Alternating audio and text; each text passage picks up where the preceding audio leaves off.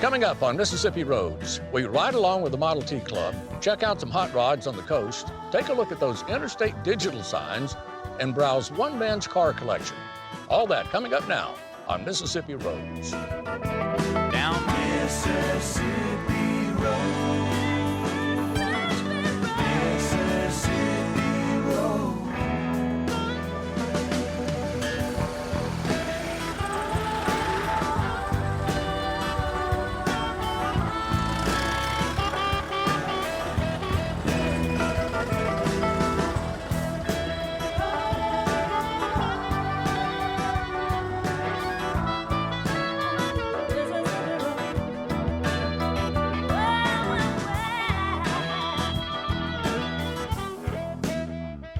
Hi, welcome to Mississippi Roads. I'm Walt Grayson.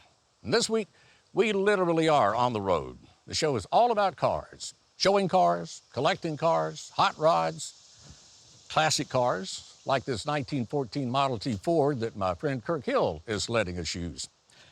Speaking of Kirk and his Model T, why don't we just start by taking a ride in the Model T with Kirk and his Model T Club.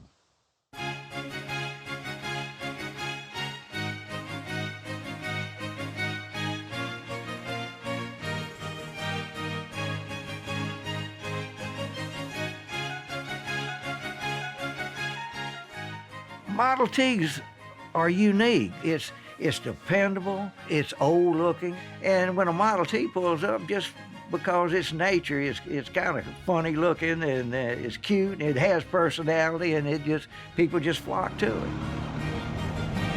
How many of them come? Oh man,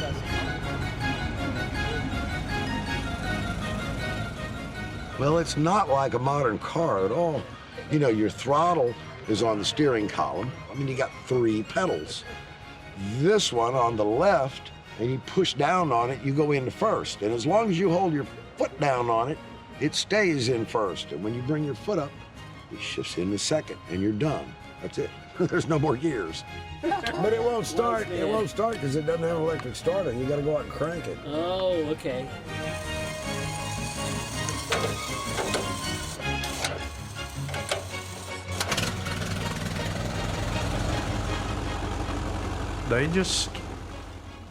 It's totally different from anything that we have today. And if you take it to a mechanic, he can't hook it to a machine, he doesn't know what to do with it. But if you can work on a lawnmower, you can work on a Model T. That's basically how simple it is. But these things, I enjoy working on them. They get into your blood, and if you like mechanical things anyway, half the fun is breaking down on the side of the road and figuring out how to fix it so you can get home. And I don't think any of us have ever had to leave a T-model on the side of the road. We managed to get it running and back and limp home. And that's kind of the mystique of the Model T. My favorite thing is just to get out and just ride and enjoy the scenery going by. You're right out there with it. No windows or anything in the car. At road speed, you can observe things that you pass very well. It's just closer to reality than these cars we have now, where you're in complete surround of comfort and ease.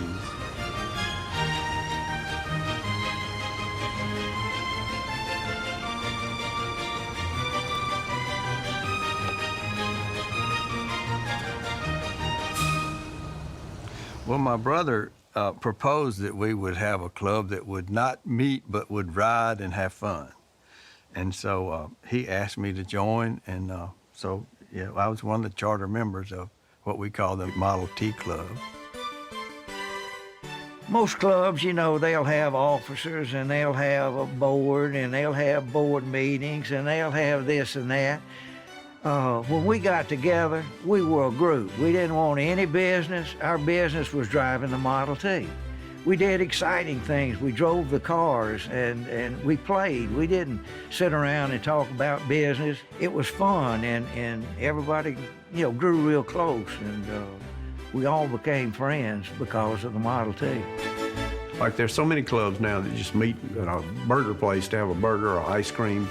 We met to have fun. These guys that get out and do these trace trips and go on these little tours, and we might take back roads just to play around because it's just, we like to drive the cars. That's what's fun. On one of our adventures, we came up with this really unique idea. I've forgotten where the skis came from, but somebody had a pair of water skis. He said, I'll bet that I can get this T-model going fast enough, quick enough, and you can ski behind this T-model. He said, nobody's ever done that before, I don't think. It'll be something unique. I remember one time on the trace, the bowl came loose on my carburetor, and the gasoline started dripping over the sides of the bowl, and the car got lean and backfired and caught a fire. So we were out there trying to figure what was making the car quit, and somebody said, it's on fire under there. So we had half the club pushing the car, half the club working on the car, and half the club stomping the fire out behind the car. All kind of fun things happen along and interesting. We first limited it to Model Ts, and then we got Wayne Hilliard in it. He's a Model A guy, and he goes with us all the time, and he's just a lot of fun. I'm not one to do some of the other things that the T-model guys do, but yeah, they give me a lot of teasing about my A model, but that's okay. I enjoy being with them. You know, it's an assemblage of characters that kind of all have the same sort of love for the Model T. There's just a few of us folks that are that crazy and love the passion of all of what it does and all the good times that we've had together that are centered around that little car. Your friends make the trip. It's not, you know, these guys that have common interest in I've heard talk about Model Ts for years and years and years around the campfire. I never really get very tired of it, so everybody's working on a new one or fixing an old one. I've got friends now that I hope to have until I die, you know. They're just, I mean, we all love it. We all love the mechanics of it. We all love working on it, and we all love driving. Model T is having fun. That is the whole idea, is having fun when we Model T it. And I guess that's why we've all gotten so close, because of the fun aspect of it. And being silly, when you're in a Model T, you can be silly.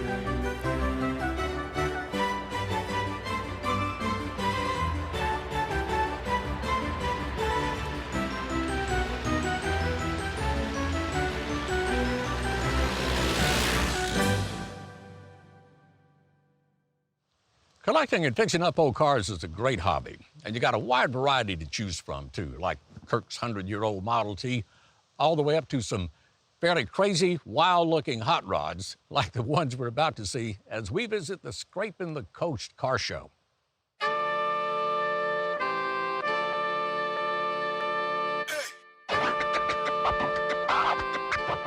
We have a lot of regulars that count on us to do this show every year. And you know, it's a great event. It's every vehicle out there that's unimaginable that you can lay your eyes on to be displayed down here in Mississippi Gulf Coast. This is our second year coming out to Scraping the Coast. As far as the show, appealing a different variety of cars, makes and models, and you know, able to showcase what we do to our cars, things like that. Seeing other people's work, kind of make you want to enhance what you do. I've been, you know, doing the car thing for a while now. Bought my first Mopar in '09. And from then on, I've been in love with Dodge, really. Of course, it's called Scraping the Coast, which is, you know, low to the ground cars and trucks. 20 years ago, 25 years ago, low riding West Coast made a shift through here, and it was hot. And that's one of the things that, if it's up to me, I try to keep alive. We have a huge club out of Louisiana that is big into the low riding scene. They are here, and we also have a group out of Alabama and South Florida that are here. We just try to keep it alive because, you know, me being in the automotive business, and for anybody else in the automotive business, if we continue to do shows like this, it helps them spend the money with small businesses locally throughout Mississippi to come to shows like this to show it off. We did a study, our impact study on the 2-day weekend. We brought just a little over $9 million into the tourism. We are putting tons of heads and beds around here.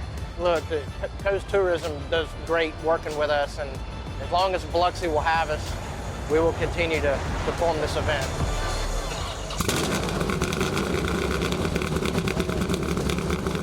This is my 4th Scraping the Coast.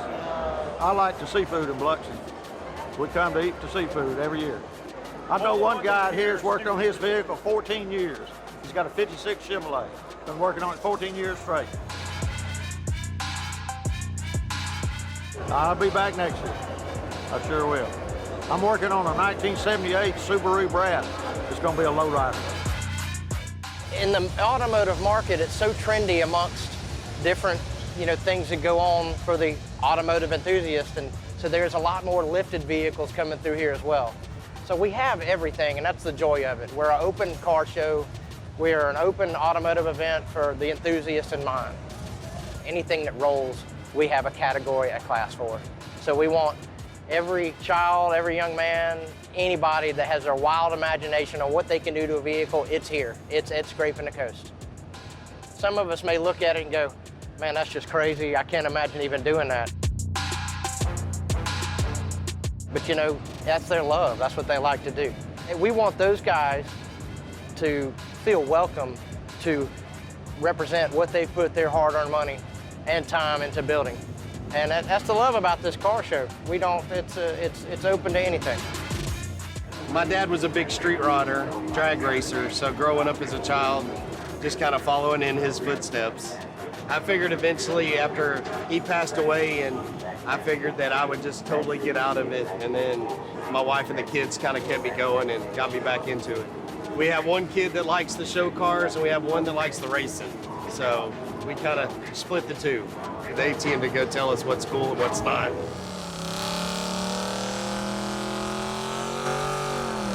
Burnout contest is where they spin their tires, and as much smoke as they produce drives the crowd absolutely crazy. Sometimes they blow the tire out, and they even go crazy over that too.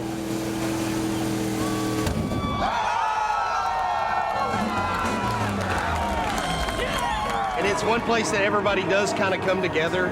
You'll have lowriders, you have, four-wheel drive people. Everybody kind of meets in one area and seems to all get along.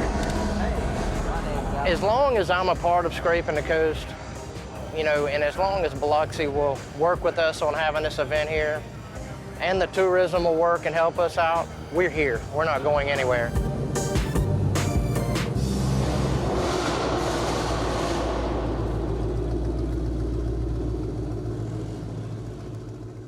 Well, you can't drive any car down the road, antique or brand new off the showroom floor, without obeying the road signs. They create order out of the chaos. They keep us informed. But who says they can't be entertaining as well?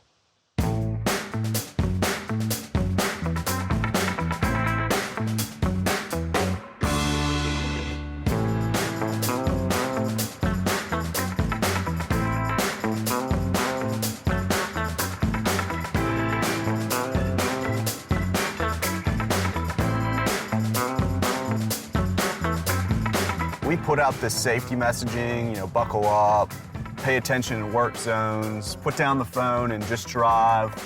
And there's only so many different ways you can say that. So I think it's really nice for people to be able to see a little something fun, a little pop culture mixed in with that messaging. I think it's small, but something nice for everyone's day, I guess you could say. Yeah, I kind of use a bunch of different names. They're the overhead signs, the digital messages. They're on something called DMS boards, I believe. But yeah, people just usually, whenever they're like, those signs are great. And it has become one of the first things that people ask me about when they find out that I work for MDOT. They're like, oh, do you do those digital message signs? I'm like, yeah, those are great. Whereas before, the people would be, oh, you work for MDOT? Y'all need to fix this road, or y'all need to do this. Now it's oh, those messages are great. You guys need to do one about this, and they'll have, some ideas about messaging.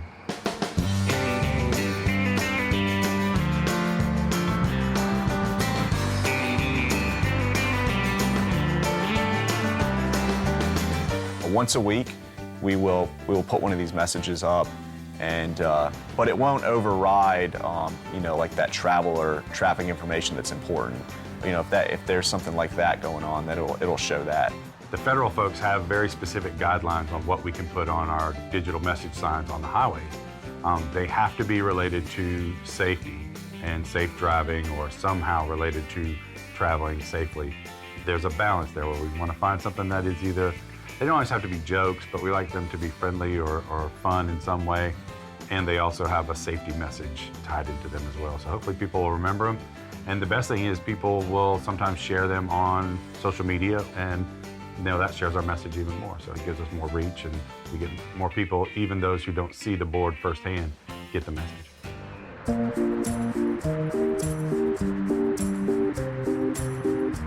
We're not the first state DOT to do this. DOTs around the country have done this before us. A couple of other states had been having some good results with some lighter-hearted messages. And really, it was a group of public affairs staffers that pushed for this to happen. And there was also others in the agency that wanted to make this happen. And finally, last holiday season, we were given the go-ahead to do the signs. We got the okay to put them up from our executive director at Christmas.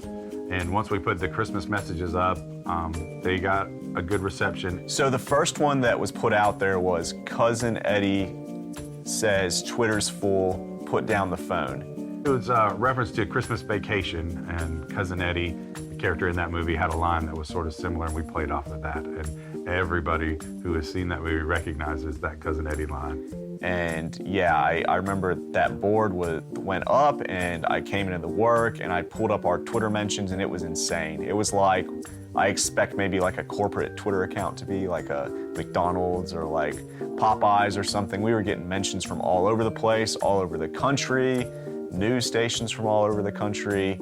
So that was pretty exciting.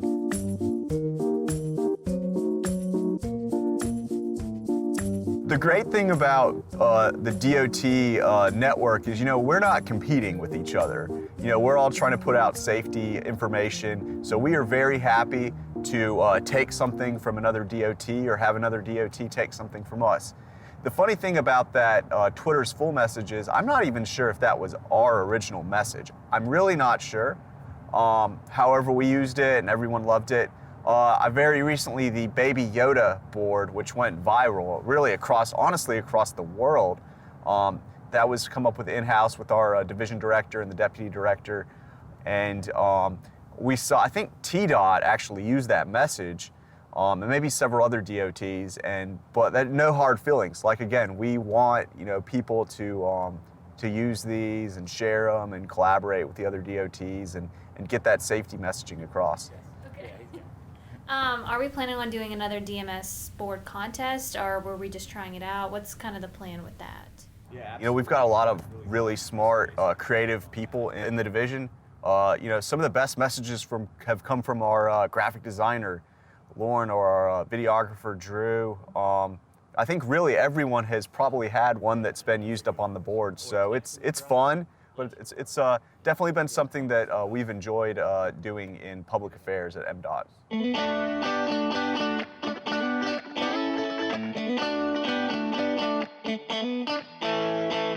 Yeah, my favorite part about this job is, my favorite part about this project is the safety aspect. Again, the top priority here at the Mississippi Department of Transportation is the safety of the traveling public and keeping everyone safe. So while we're having a little bit of fun with these messages, the messages are serious. We need people to put down the cell phone. We need people to buckle up, to pay attention to work zones, to move over and slow down. So that's really my favorite part. I feel like if one person gets the message and decides to put their cell phone down and it saves a life, everything is absolutely worth it. Digital message boards sound like the most boring thing you could talk about. But when you add in, a clever reference to Frozen or to Christmas Vacation or whatever, then suddenly people are like, oh yeah, that's fun. And we can bring, give people some smiles on the way to work and get a safety message across at the same time and help promote safe driving. So it's a win-win.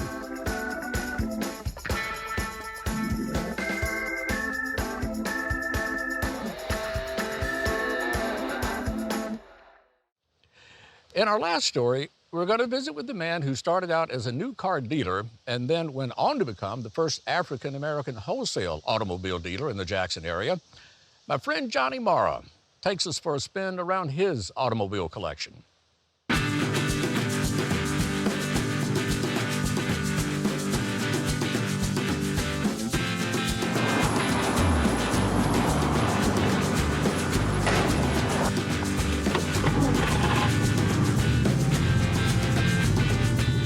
You know, I've praised cars for decades for new car stores. And some of the cars that they were trading them in, and I'll restore them. And some of them were actually original cars. But if you have the right type of old car, it's worth twice or three times as much money as a brand new Mercedes-Benz.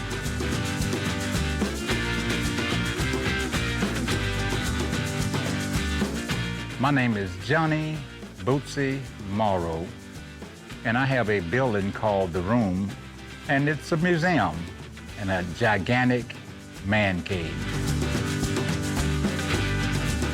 My wife, she actually started this man cave with me, you know.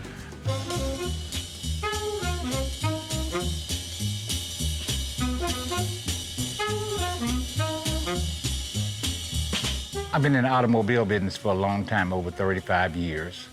And I'm in the first class of African Americans that got hired by new car franchises. I'm the first African American wholesaler in the state of Mississippi. And I've done business with majority of the dealerships. And I said, I wonder how the automobile industry started here in Jackson, Mississippi. And I started doing research on it. And these guys were very, very special guys. Most of them were in World War II. And when they returned from World War II, once they got their dealerships to go on, they started investing into the city of Jackson. We figured this probably would have took about 6 months to do this, which has been actually over 2 years.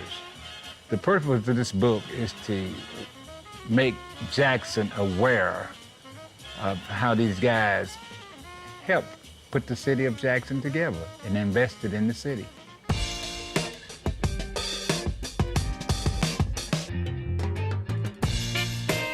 I've had a lot of cars, and a lot of them I've sold and etc. But I have some that's dear to my heart. My uncle basically was a mechanic, and he decided to make his own car.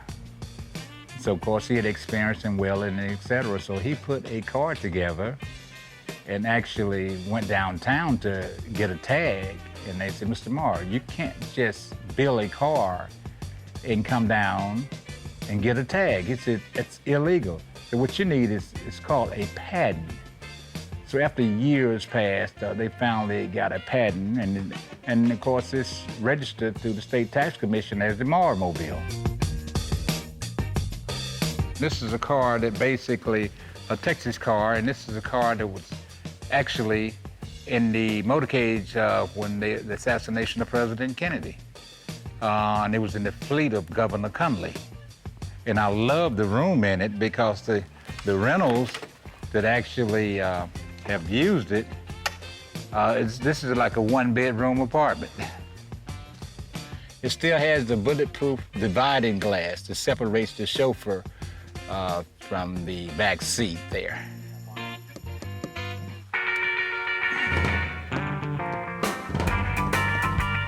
This is a 1958 Cadillac Coupe de Ville.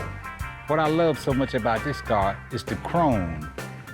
Most weather strips on cars are basically made out of rubber. This one is made out of metal chrome. It is a special car. This is a 1940 Buick Super 8, one of the first cars with a V8 motor. This is a survival car. Every bolt, every screw is on it. This is a 1935 Chevy with suicide doors. Most noted and most famous for is old gangster pictures like Elliot Ness, Al Capone. This has been a great project. Now I'm trying to actually get some air in the balloon now. I've been sitting on this place, and this has been a very private place.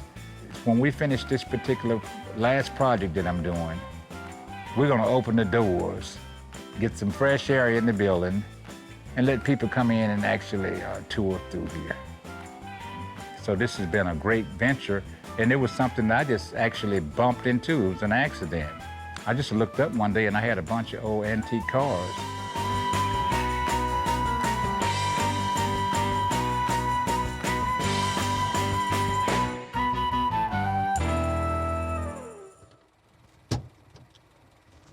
Well, that's all the time we have for this show. If you'd like information about anything you've seen, contact us at mpbonline.org/Mississippi Roads.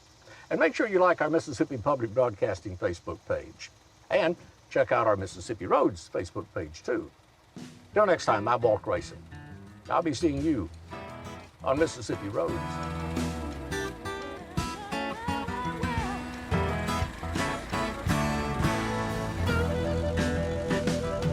Down Mississippi Road. Mississippi Road. Mississippi Roads is made possible in part by the generous support of viewers like you. Thank you.